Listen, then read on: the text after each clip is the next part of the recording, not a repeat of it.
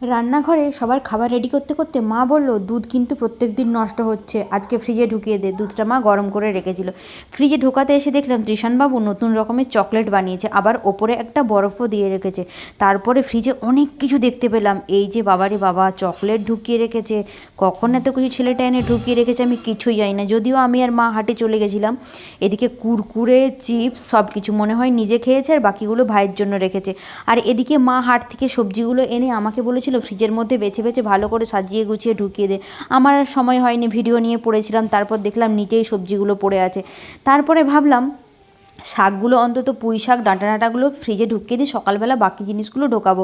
আজকে রাত্রেবেলা রুটি হয়েছে, ভাত হয়নি। এই রুটিটা মনে হয় পুড়ে গেছিলো, তার জন্য মা ফেলে রেখেছে। এদিকে ছোলা ভিজিয়ে দিলাম ত্রিশানবাবুর জন্য, আর এদিকে হচ্ছে আমন্ড 3টে ভিজিয়ে দিলাম আমার জন্য। যাই হোক, শরীর হচ্ছে কমজোর হয়ে গেছে, একটু আমন্ড টমেন্ড খেয়ে শক্তি বাড়াতে হবে। তারপর ভাবলাম এই বাটিগুলোকে ওপরে ওপরে করে চাপা দিয়ে